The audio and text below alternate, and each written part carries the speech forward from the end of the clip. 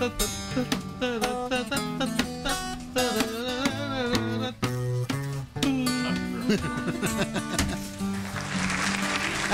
Morning. Ayun. Magandang morning. Magandang morning. Sabihin niyo kasi malungkot. Anong ikinalungkot na naman ito? Kasi yung kaibigan niyang si Jodes Sumailo ng Mandaluyong City, tagalabas din Lupa City, nakapag-asawa ng isang Taiwanese. Ayun. Ay kinasal sila. Nung makasal, parang nagkaroon ng error. Dahil anong naging error? Kasi Taiwanese na asawa niya, napangasawa niya, ang nailagay Pilipino. So, yung nakalagay ngayon sa kanilang marriage contract, Filipino yung kanyang asawa. Taiwanese na asawa. Sabi ko kami niya, gamitan lang snowflake. Para madali. Na lang yung So, dahil doon nalungkot ka na. Sobrang lungkot mo na nun. mahal ang bayad eh.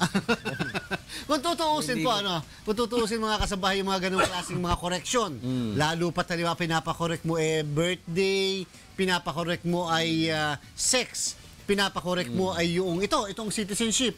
Dapat talaga yung korte. May hearing dapat korte yan, kung tutuusin. Kasi siyempre, napakadali magsabi na ba ito yung birthday ko, tapos dapat ganito, o kaya ito yung pangalan ko, dapat ganyan. Kaya lang, dito po para sa aking paniniwala, dahil pwede naman magpakita ng una birth certificate talaga ng asawa.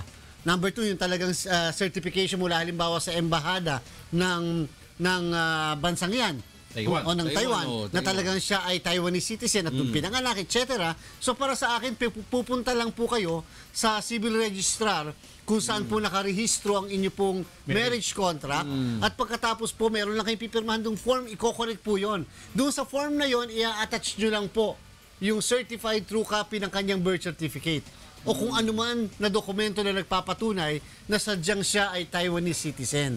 At yan, ang proseso niya, mga 1 hanggang 2 linggo dahil kung sila aalis papuntang Taiwan, hahabulin niya siyempre yan. Pwede naman ding pakiusapan din yung taga-civil register na baka pwede, pa-expedite na lang ang pagproseso nitong dokumento na ito. So sa aking palagay, hindi na kinakailangan pumunta pa sa korte ito. Diyan na lang po sa civil registrar, pwede na po correction of entry in the civil registrar. Yan ang tawag dyan. Pero nakalagay na ron, Xingkuan Xiang. Given yun given Ay, hindi, may mga ganon. Hindi, may mga ganon. Bakit? Ang ibig sabihin, yun ang pangalan mo, pero ikaw pala ay pinanganak na sa Pilipinas. At the same time, yung pala, ang nanay mo ay Filipina. So may mga ganon, wala di ba? bang liability na yung mga nagkamali na nilagay sa record mo? Yung mga error na... Alam mo kung tutuusin, kung yan ay intentional na ginawa mismo ng civil registrar, may liability sila, criminal, administrative at saka civil. Pero sa aking palagay dito, maaaring kayo din po ang nagkamali. Sila. Bakit? Kasi bago naman po i-type o gawan ng civil registrar ng opisinang yan, may form yun, pipilapan mo Baka sa pagmamadali, o baka iba ang inutusan nila na mag-accomplish ng form. Iba yung, siguro na ilagay na ganyan, na nalito na, nagkalimutan, na hindi nga pala Filipino ito nga pala Taiwanese. So, siyempre, ang pagbabasihan ng pong marriage contract, kung ano po yung nakalagay doon sa mismong form na in-accomplish mo.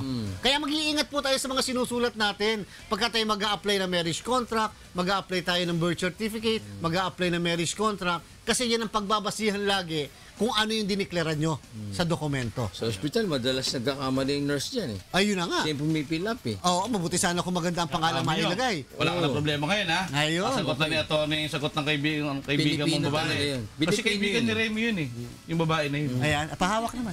Yun. Pilipino. Salamat ha. Of course. Thank you, Atty.